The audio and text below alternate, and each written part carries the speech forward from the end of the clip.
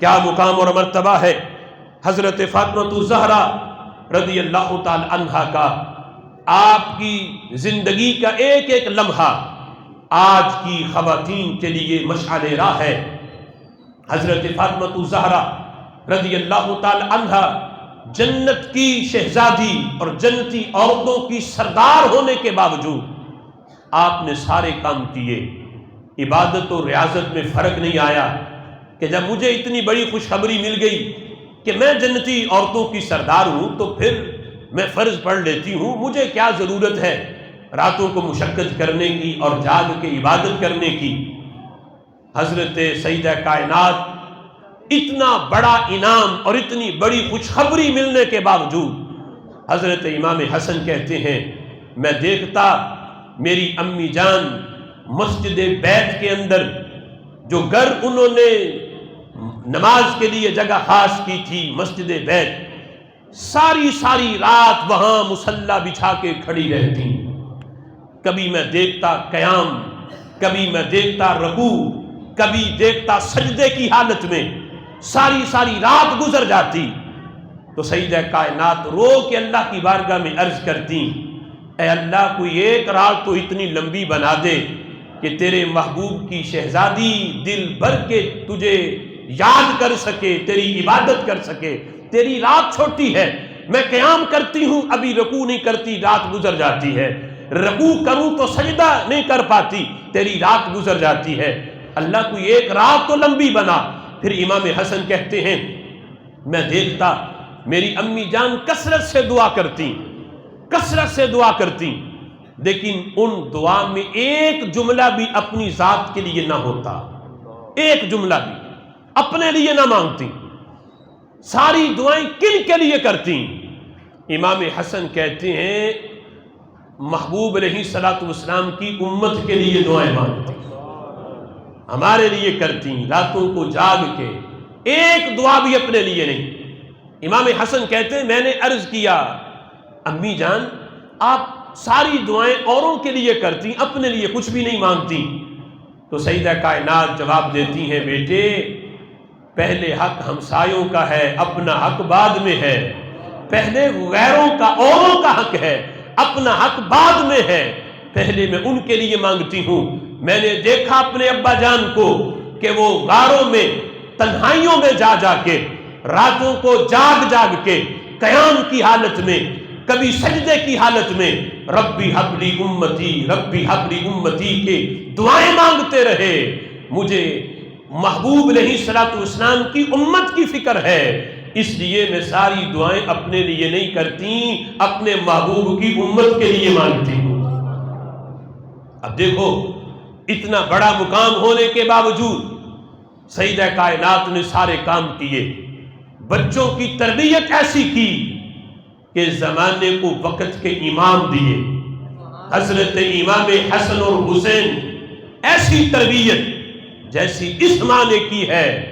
کائنات کے اندر کوئی ماں اپنے بچوں کی ایسی تربیت نہیں کر سکتی۔ میدان کربلا میں حضرت امام حسین رضی اللہ تعالی عنہ کا اسلام کا پرچم بلند کرنا اور یزیدیوں کے سامنے ہمت اور حوصلے کے ساتھ ڈٹے رہنا، یہ سیدہ کائنات کے دودھ کی تاثیر ہے اور ان کے لوریوں کا وہ صدقہ ہے کہ اس انداز میں تربیت کی کہ سامنے اگر طوفانوں کے پہاڑ بھی کھڑے ہوں پھر بھی پایا استقلال کے اندر کوئی لغزش نہ آئے، اسے حضرت امام حسین کہا جاتا ہے۔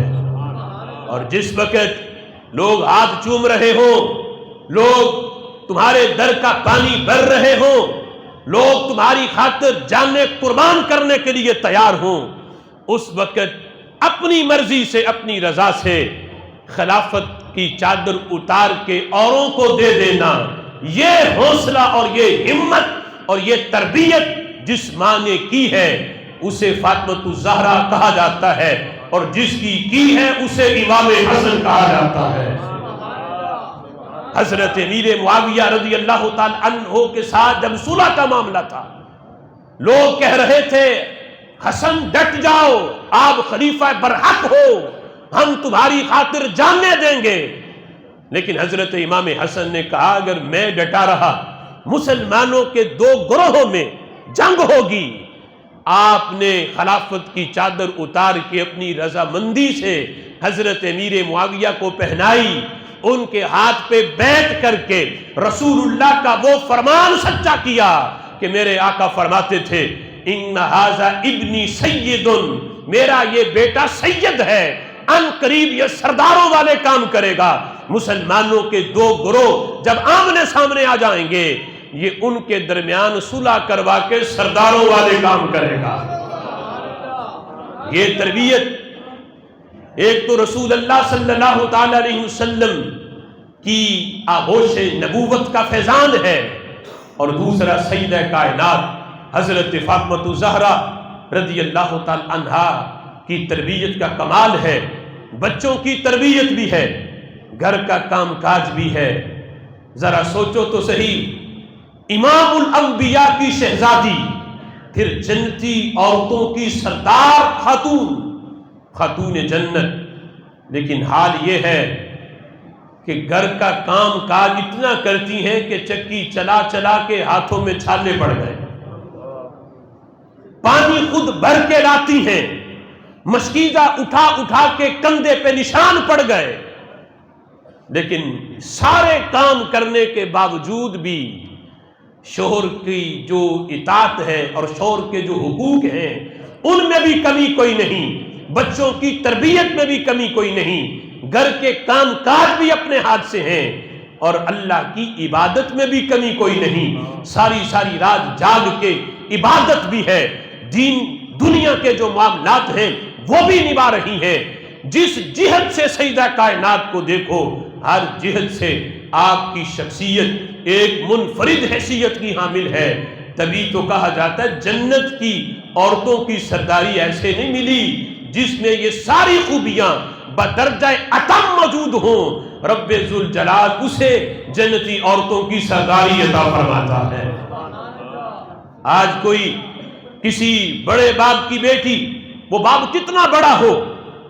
وہ امام الانبیاء کے قدم سے لگنے والی خاک تک بھی نہیں پہنچ سکتا۔ آج کوئی بیٹی اپنے شوہر کے گھر جا کے یہ کہے کہ میں فلاں باپ کی بیٹی، تو ہمارے گھر تو اتنے نوکر چاکر تھے، میں کام کیوں کروں، تو اسے ذرا پیچھے دیکھنا چاہیے کہ اسلام کی بیٹی کو، جس خاتون کو آئیڈیل بنانا یہ کہا گیا کہ تم نے غیروں کو آئیڈیل نہیں بنانا، تم نے آئیڈیل بنانا ہے تو سیدہ کائنات کو بنانا ہے، آئیڈیل بنانا ہے تو ام المؤمنین عائشہ صدیقہ کو بنانا ہے،